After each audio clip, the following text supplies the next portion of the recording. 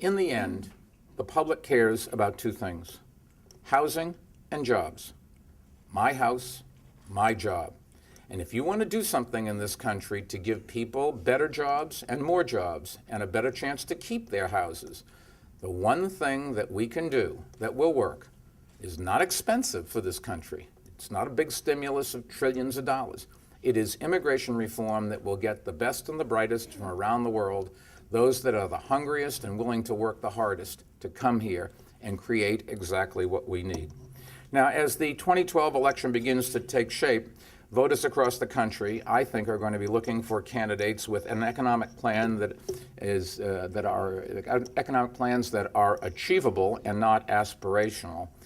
For independent voters especially, immigration reform will be a key test of whether candidates are willing to put sound economics ahead of election year politics. At least it will be if I have anything to say about it. Independent voters will determine the outcomes of the next election, just as they did in 2010 and in 2008.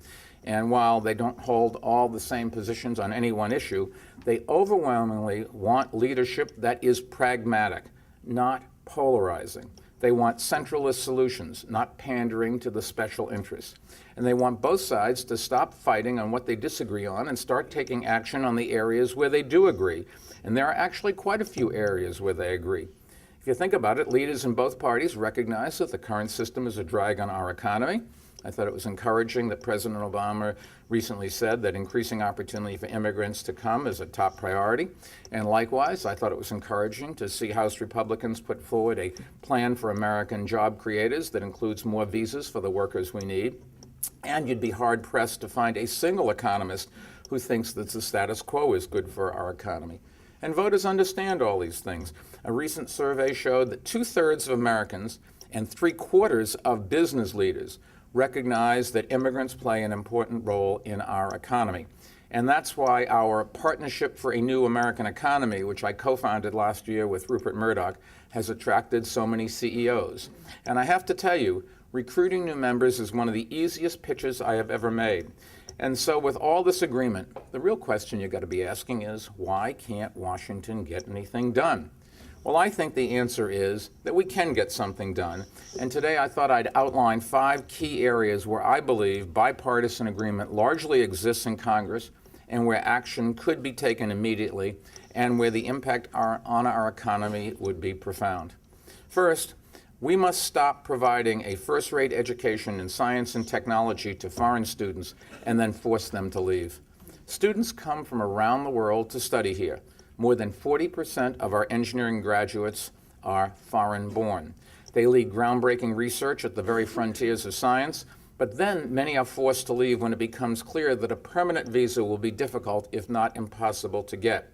So instead of staying here to contribute to our economy, they go home and they go to work for companies that compete with our own companies. It just makes no sense. We're investing millions of dollars to educate these students at our leading universities and then giving the economic dividends back to our competitors for free. The two parties should be able to agree on a policy that allows any university graduate with an advanced degree in an essential field to obtain a green card and a chance to help grow our economy. We must allow those students to stay here and be part of our future, or we will watch our future disappear with them. Second, we must stop telling foreign entrepreneurs to build their companies in other countries. America is the best place in the world to start a business, but rather than capitalize on our assets by encouraging innovators to come here and stay, we are rejecting immigrant entrepreneurs, even when they're backed by American investors. Just remember, immigrants helped found Google and Yahoo and eBay and Intel and so many more companies. In fact, immigrants helped found 1/4 of all high-tech companies over the last 10 years. And across all industries, they are twice as likely as native-born Americans to start companies. We need more of these dynamic entrepreneurs. And if we do not open our doors to them, they will go elsewhere, and the good-paying jobs that they create will go with them. A foreign entrepreneur with backing from American investors should be given a temporary visa to start a company in America. And if after 2 or 3 years the business has successfully yielded new American jobs, the entrepreneur should be allowed to continue to run his or her business and receive permanent legal status. We're a nation of entrepreneurs because we are a nation of immigrants. And in the 21st century, the global economy will evolve more and more around those entrepreneurs. Third, we must stop telling American companies that they cannot hire the high-skilled workers they need. By making it difficult for them to obtain temporary and permanent visas for high-skilled workers, the federal government is slowing growth and, worse, promoting the outsourcing of American jobs. Make no mistake about it. If companies can't hire the workers they need here, they will move those operations out of the country. You just have to look at Microsoft's recent decision to open a research park in Vancouver. There's lots of West Coast companies that now have offices in Canada because they can't get the engineers into this company. In many high-tech companies, for one, you see again and again, talk to the owners, talk to the managers, talk to the stockholders. They are outside of the United States, but they prefer to be here. It's just that we won't let them bring in the talent they need. And we not only lose those jobs, we lose their spending and we lose their taxes. Again, this just makes no sense. We are stabbing ourselves in the back even as our economy is in critical condition. The ability to attract and keep high-skilled labor is just essential for American companies competing on the world market. And that's true not only for high-tech companies, but also for banks and insurance companies and pharmaceutical companies and even manufacturing firms with large research and development operations like Boeing and Caterpillar. But right now, the cap on H-1B visas and green cards is much too low, and caps on green cards are set by country. So Iceland actually gets the same number of visas as India.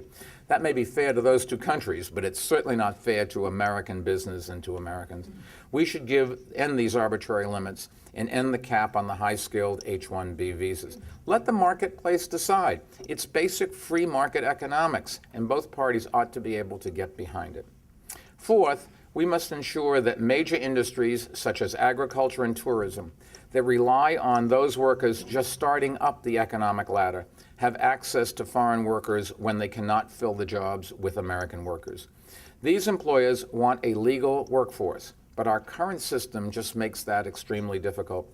Farmers have to go through multiple levels of approvals to do basic hiring, and in Georgia, where they've cracked down on illegal farm workers, farm owners are experiencing severe labor shortages. That's driving up their costs and leaving crops unharvested.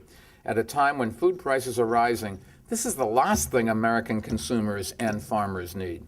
Fifth and finally, we must begin allocating more green cards based on economic needs. Right now, only about 15% of all green cards go to employees and their dependents, while the rest go largely to immigrants, families, and relatives. In Canada, those numbers are exactly reversed. Last year, 2/3 of immigrants to Canada came based on economic reasons, and only 21% came based on family reasons. Those that come based on economic reasons are creating the economy for all the people in that country. We're not doing what Canada is doing. Why not? America has to honor our tradition of always being open to the tired and the tempest-tossed. No argument about that. We are a land of opportunity because we've always been a country of compassion. But as we continue to be a place of refuge and reunion, we must open our doors more widely to the talented and hardworking people who can make critical contributions to our economic growth and prosperity. And that means raising green card limits based on our economic needs so that we can allow the people who will most help our country to come here, work, invest, and start businesses. Now, the 5 areas that I've outlined present, I think, real opportunities for bipartisan agreement. And they are steps that can be taken right now to help create jobs and drive prosperity across the country. And remember, everybody says we don't have any money for new programs. Not one of the things that I outlined would cost a penny. It's all contribution, no expense. So it's pretty hard to think that in the end, the American public isn't going to say to Congress, enough.